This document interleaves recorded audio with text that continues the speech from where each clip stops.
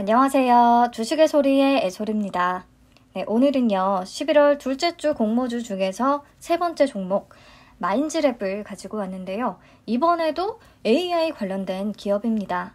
트임에 대한 기관의 평가가 꽤 괜찮았어서 마인즈랩도 그럴 수 있을지 같이 한번 살펴보시죠. 마인즈랩이 어떤 회사인가 해서 홈페이지부터 접속을 해봤는데요. 접속하자마자 제가 아는 분이 딱 뜨는 거예요. 예전에 방송할 때 같이 일했던 선배님이시거든요. 너무 신기했어요. 왜 여기 계시지? 회사가 인공지능 기술들을 종합해서 세계 최초로 사람들과 뭔가 상호작용이 가능한 인공인간을 출시했다고 하는데 그 모델로 활동을 하시는 것 같더라고요. 뒤에서 조금 더 얘기하도록 하고요. 회사가 어떤 제품들을 바탕으로 어떤 사업을 영위하고 있는지 살펴보도록 하겠습니다. 먼저 첫 번째 제품은 AICC, AI 컨택 센터의 줄임말이고요. 뭐냐면 인공지능 기술들을 활용을 해서 VOC, 콜센터에 접수되는 고객들의 불만 사항을 분석하거나 AI 상담사를 이용해서 고객 상담이 가능하게끔 하는 그런 제품을 가지고 있더라고요. 하나은행과 현대해상, 삼성전자 등등의 서비스를 공급하고 있는데 요즘에 저도 공모주 한다고 증권사 계좌 여러 개 만들어 뒀는데 챗봇이나 AI 상담봇 이런 게 준비된 회사들도 꽤 많더라고요. 고객센터가 당장에 연결이 안 되면 우선적으로 챗봇이나 AI 상담봇 이런 것들을 찾게 되기는 하는데 명쾌하게 답을 얻을 수가 없어서 뭔가 조금 더 진화된 기술이 필요할 것 같기는 해요. 그리고 다음 스마트 X. 스마트 X 부분의 사업은 스마트 영상 관제, 스마트 영상 분석, 스마트 팩토리로 나눠볼 수가 있는데요. 이거는 적용된 실제 사례들을 보시면 이해하기가 쉬울 것 같아요. 스마트 영상 관제는요. 지금 영상에 나오는 것처럼 약간 이상해 보이는 길거리 배회자라든지 주거 침입자라든지 아니면 갑자기 막 쓰러지시는 어르신분들 이런 위험 상황에 처한 다양한 상황들을 바로 감지할 수 있는 그런 AI 시스템이 되겠고요. 스마트 팩토리는 말 그대로 공장 자동화인데 마인즈랩이 포스코 제철 공정에서 필요한 여러 가지 인공지능 솔루션들을 개발해서 공급을 하고 있다고 합니다. 이런 것들이라고 보시면 되겠고요. 보다 보니까 올해 상장한 기업 중에 이노뎁이라고 이 CCTV 관제 분야에 AI 적용을 했던 그 전문 기업이 떠오르더라고요. 그래서 마인즈랩이 특별히 이 분야의 경쟁력을 갖춘 기업이라고 보기는 좀 어려울 것 같다는 생각이 들었어요. 네, 세 번째, 마음 클라우드는요. 음성, 시각, 사고, 분석 지능을 모두 갖춘 다양한 AI 알고리즘들을 기업 맞춤형 AI 서비스로 제공하는 클라우드 기반의 구독형 서비스를 말합니다. 쉽게 말해서 이 마인즈랩의 클라우드에서 나만의 AI 서비스를 만들 수 있는 그런 플랫폼이 제공이 되는 거고요. 클라우드 API는 음성, 시각, 언어, 대화, 분석 엔진으로 구성이 되어 있습니다. 이것도 적용 사례를 보시면 이해가 조금 빠를 것 같은데요. KBS 시청자 칼럼 방송에 고품질 TSS, 음성 생성 기술을 적용을 해서 사람같이 자연스럽고 매끄러운 AI 보이스를 입혀서 송출을 했다고 하고요. 그리고 전화로 원어민 영어 교육하는 회사들이 많잖아요. 이때 AI 원어민 선생님 모델을 제공을 해서 발음이나 알파벳 이런 것들을 체크하고 학습시켜 주게끔 그런 방향으로도 사용이 된다고 하네요. 그리고 마지막은 AI 회의록.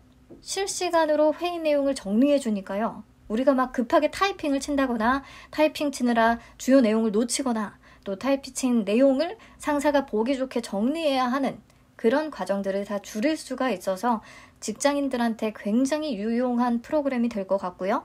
그리고 직장인뿐 아니라 강의를 듣는 학생들에게도 좋은 툴이 될 수 있을 것 같기는 한데 이것도 돈을 지불할 만큼의 가치가 있는지는 제가 한번 사용을 해봐야 알 수 있을 것 같아요.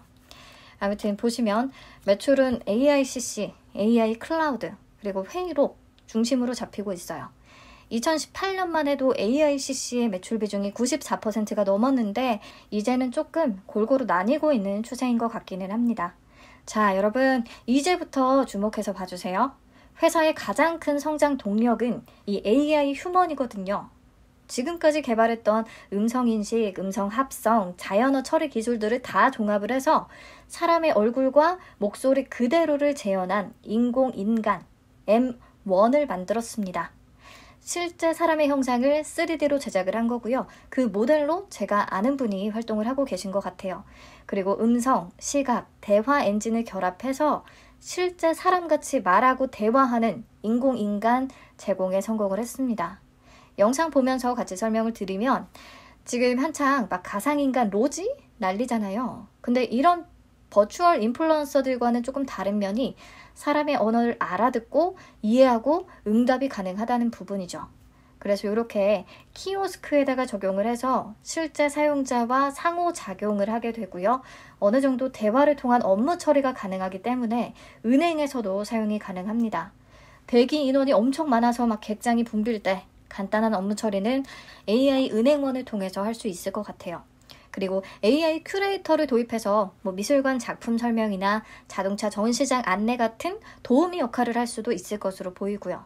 또 호텔, 리조트, 골프장 이런 프론트 데스크에서 고객 응대가 가능한 부분도 있습니다. 이렇게 다양한 직업군을 좀 소화할 수 있을 것으로 예상이 되는데요. 사실 음성인식이나 얼굴인식 이런 개별 요소들을 잘 다루는 기업들은 많습니다. 하지만 개별로 만들어 놓은 AI 핵심 기술들을 이렇게 하나로 묶어서 사람으로서 작동할 수 있게끔 AI 휴먼을 만들었다는 게 의미가 좀 있는 것 같고요. 실제로 지금 신한은행에 어느 지점에는 도입이 된 상황이라고 해요. AI 인간이 간단한 업무 처리를 설명과 함께 이렇게 도와드리고요. 예적금 상품에 대한 설명까지도 직접 해줍니다. 고객이 묻는 질문에 대한 대답도 일정 부분은 가능하겠죠. 목적형 대화라면요. 그냥 기본적인 질문, 답, 질문, 답. 아무튼 AI 휴먼 이 M1이 올해 출시가 됐고 이 부분에 굉장히 많은 기대를 걸고 있는 것 같아요. 앞으로 다양한 메타버스 플랫폼들과 연계해서도 사용이 가능하겠고요. 그런데 지금 이 AI, 인공인간 이런 분야에 집중하고 있는 회사가 한두 개가 아닐 거란 말이죠. 과연 마인즈랩이 이 시장에서 경쟁력을 얼마나 가져갈 수 있는지, 살아남을 수 있는지 궁금하기는 한데 회사 측에서 제시한 경쟁사들만 봐도 우선 서비스별로 이 정도나 되고요. 대기업들도 있고 작은 기업들도 있고 AI 휴먼은 삼성전자와 딥브레인 AI 정도를 꼽아볼 수가 있는데 실제로 키오스크를 통해 은행권에 적용한 것은 그나마 마인즈랩이 최초라고 하니까요. 앞으로 이 부분에서 조금 더 저변을 넓힐 수 있을 것 같기는 해요. 아무튼 마인즈랩은 본인 회사가 모든 부분에 더 경쟁력을 다 갖추고 있는 것처럼 보시면 써놨는데 이건 사실 알 수 없는 부분이고요. 그래도 이번에 기술 특례 상장, 기술성 평가 점수를 받고 상장을 하게 되는 건데 AA와 A 등급을 획득했더라고요. 올해 AI 관련주 중에서 기술 특례 상장했던 기업 알체라와 뷰노 정도가 생각이 나는데 이 중에서는 그래도 등급을 가장 높게 받았다. 그냥 이 정도만 체크하시면 되겠습니다. 네, 앞으로 M1의 적용 범위를 얼마나 확장할 수 있을지가 이 회사의 가장 관건이 되겠네요. 그래서 공모 자금도요. AI 휴먼 쪽 연구개발에 가장 많은 비중이 쓰이고요. 나머지 기존 서비스의 성능 개선에도 일부 사용이 될 예정입니다. 넘어가서 실적을 볼 텐데 상장을 앞두고 있는 회사라고 하기에는 실적이 너무 안 좋아요. 2019년부터 계속해서 적자를 기록하고 있죠. 사업 초기에는 AICC를 대형 금융기관이나 통신사의 구축형으로 제공을 했었는데 요즘은 음성봇 위주의 서비스로 전환이 됐고 그러면서 매출이 감소했다고 하거든요. 하지만 구축형 사업은 일회성으로 끝나는 프로젝트가 많은 반면에 음성봇은 매출 범용성이 높고 다양한 고객사에 적용을 할 수 있어서 앞으로 사업 범위가 확장이 되고 매출이 다시 성장할 거라고 하는데 잘 모르겠습니다. 그냥 상장 시기를 너무 급하게 잡은 것 같아요. 뭘 좀 보여주고 상장을 하던가요. 여러분들도 투자 설명서를 직접 읽어보시면 아실 텐데 변명이 엄청 많기도 하고 길게도 써놨어요. 보면 실적이 이렇게 또 안 좋은 와중에 장기 미회수 채권들도 있습니다. 심지어 거래처 상황이 어려워서 아예 회수 불가능한 건들도 있거든요. 앞으로는 거래 상대방 신용도까지 좀 잘 따져서 이런 부분이 없도록 해야 될 것 같고요. 또 이렇다면 실적에 당연히 악영향을 미칠 테니까요. 그 밖에 또 실적이 안 좋았던 다양한 이유들이 기재되어 있어요. 자회사 청산에 따른 인력이 마인즈랩으로 이동을 하면서 고정비성 인건비가 늘어났다. 또 보통 4분기에 실적이 집중되는 경향이 있어서 올해 상반기 실적은 조금 별로다 등등등. 근데 결론은 한마디로 실적이 안 좋다는 거죠. 그리고 재무 안정성 지표들도 보시면 유동 비율이 19.64%밖에 안 돼요. 유동 부채 대비해서 유동 자산이 20% 정도밖에 안 된다는 뜻이죠. 가지고 있는 현금성 자산이 너무 없어요. 이번에 공모를 하지 않으면 회사가 약간 위험한 상황이랄까요?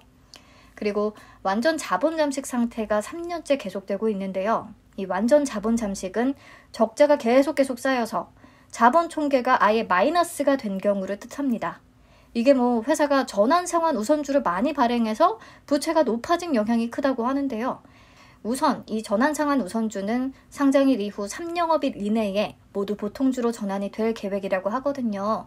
다 전환이 되고 공모자금이 유입이 되면 자본 잠식은 해소가 될 수 있겠지만 의미 있는 매출과 의미 있는 순이익을 기록해주지 못하면 자본 잠식 상태로는 얼마든지 빠른 시일 내에 다시 빠질 수 있을 것으로 보입니다.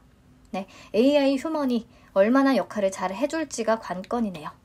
다음 공모 내용 보겠습니다. 총 60만 4,459주를 공모하고요. 굉장히 적은 주식수죠. 공모가 밴드는 26,000원에서 30,000원을 제시했습니다.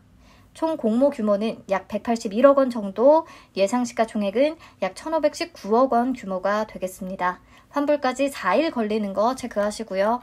그리고 청약은 NH투자증권과 하나금융투자에서 가능합니다. 자, 신주 모집 100%로 진행되고요. 우리사주조합에 15%나 배정을 했더라고요. 총 공모 주식수가 많지 않은데 우리사주조합 배정분이 조금 많아요. 1인당 배정 금액은 약 1,700만 원 정도가 되는데요. AI 관련 기업이다 보니까 직원들의 평균 연봉은 꽤 높은 편이거든요. 그래서 약 1,700만 원 정도면 아주 부담스러운 수준은 아닐 테니까요. 혹시나 미달이 나오면 좋게 보이지는 않을 것 같네요. 네, 넘어가서 상장일의 유통 가능 물량 보시면 비율로 44.88%나 되고요. 금액으로는 682억 원 정도입니다. 기존 주주 비율 34.74%나 존재하고요. 유통 물량 측면에서도 메리트가 별로 보이지 않죠. 근데 심지어 미전환 전환상환 우선주가 98만 주가 넘어요. 상장 예정 주식 총수의 20%에 달하는 주식수고요. 상장일 이후 3영업일 이내에 전환될 계획이라고 했잖아요. 1개월 동안은 보호예수로 묶였어요. 그래서 팔지는 못하지만 우선 시장에 다 풀내는 물량이기 때문에 주가 희석 위험은 분명히 존재합니다. 그리고 미전환 스톡옵션도 44만 6천 주가 있는데요. 이 중에 상장일에 바로 전환이 가능한 수량은 6만 5천 주예요. 그 중에 4만 8,750주는 1년 동안 보호예수를 약속한 상황이기는 한데 어쨌든 스톡옵션도 6만 5천 주는 시장에 바로 풀리기 때문에 주가 희석 위험이 있다는 거 파악하셔야겠습니다. 그래서 사실상 상장 예정 주식 총수가 거의 100만 주 가까이 추가로 늘어나게 된다는 거 체크하셔야겠죠. 넘어가서 공모가 산정 내역 볼게요. 유사 회사로는 인공지능이나 빅데이터 활용, 솔루션 및 서비스 관련 사업을 영위하는 회사, 그 중에서도 2021년 반기 및 최근 4개 분기 순이익을 실현했을 것, 상장 후 6개월이 경과했을 것, 6개월간 분할 합병, 증자, 시비 발행 이런 내역이 없을 것, 이런 부분들을 적용을 했더니 딱 2개 기업이 남았습니다. 셀바스 AI와 미세아이텍. CB, 전환사채를 발행한 회사들이 많아서 다 제외됐더라고요. 그런데 오히려 제외된 기업들 중에서 회사가 앞에서 경쟁업체로 꼽은 기업들이 있어서 조금 아쉬운 것 같고요. 아무튼 이 2개 중에 미세아이텍은 또 마인즈랩이 투자 설명서에 써놨어요. 사업 성격이 달라서 경쟁업체로는 꼽지 않는다고. 근데 유사 기업에 포함이 된 거고요. 또 셀바스 AI는 보시면 AI가 기본이기는 한데 의료 진단기기 쪽, 보조공학기기 쪽, 이쪽 비중이 높아서 좀 제약 바이오 쪽에 속한다고 볼 수 있을 것 같아요. 결국에 최종적으로 선정된 2개 기업이 마인즈랩과 비교하기에는 조금 아쉬움이 남는다고 봐야 될 것 같고요. 어쨌든 이 2개 기업의 평균 PER은 35.39배가 나왔습니다. 그리고 주당 평가가액을 산출할 때 2023년 추정 순이익을 20% 할인율로 현가화해서 사용을 했더라고요. 추정 손익 계산서를 보시면 2021년 예상 순이익이 2.4억 원 정도인데 2023년에는 5배 가까이 증가한다고 추정을 해놨어요. 112억 원. 과연 가능할지 모르겠네요. 그래서 71억 원을 적용을 해서 PER 35.39배를 곱했고 평가시가총액 2,512억 원을 도출했습니다.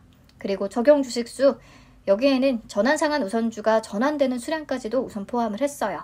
그래서 나눠주면 주당 평가가액 38,696원 계산이 됐네요. 여기다가 할인율은 딱 평균 정도를 적용했고요. 그래서 공모가 밴드를 산출을 한 건데 한번 보세요. 2021년 예상순이익을 기준으로 마인즈랩의 PER을 계산하면 무려 632.92배가 됩니다. 전환상환 우선주의 보통주 전환되는 물량은 제외하고 계산했거든요. 포함시키면 더 높아지겠죠. 시총이 더 비싸질 테니까. 아무튼 그런 반면에 셀바스 AI, 미세하이텍, 솔트룩스의 PER은 이렇습니다. 제가 2021년 예상 실적 콘센서스가 안 나와 있어서 2020년 기준으로 계산하기는 했어요. 이 중에서 솔트룩스가 그나마 마인즈랩하고 사업 내용이 가장 유사하고 이 분야에서 조금 높게 쳐주는 편이고요. 퍼도 굉장히 높은데 그럼에도 143.8배 정도거든요. 마인즈랩의 633배는 좀 말이 안 되는 수준인 것 같아요. 이게 미래 추정치를 기반으로 계산했으니까 그렇죠. 그래서 공모가 고평가 여부를 따지는 게 의미가 없기는 한데요. 어쨌든 2021년 실적 기준으로 PER을 계산하면 황당 무계하게 높다는 거. 그래서 여기까지 오늘의 내용을 쫙 정리를 해보면 AI 휴먼이 얼마나 이 회사를 먹여 살릴 수 있을 것인가. 솔직히는 잘은 모르겠어요. 파악을 못하겠고요. 유통 물량 측면에서는 단점들이 좀 보이는 데다가 2023년 추정 순이익이 과연 달성 가능한 것인지에 대한 의문, 그리고 현 시점에서는 너무 고평가인 공모가, 게다가 너무 안 좋은 현재 실적, 이런 것들 종합적으로 해서 보면 점수를 주기가 좀 어려운 기업이었어요. 이번에도 AI를 등에 업고 과연 수요 예측 결과가 좋을지 궁금합니다. 네, 그럼 배정 물량과 청약 한도 체크하고 끝낼게요. 물량도 많지가 않은데 그걸 2개 증권사가 나눠 갖는 바람에요. 하나금융투자에 청약을 하는 건 의미가 과연 있는 걸지 모르겠네요.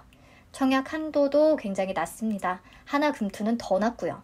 그래서 혹시나 이 종목의 경쟁률이 높으면요.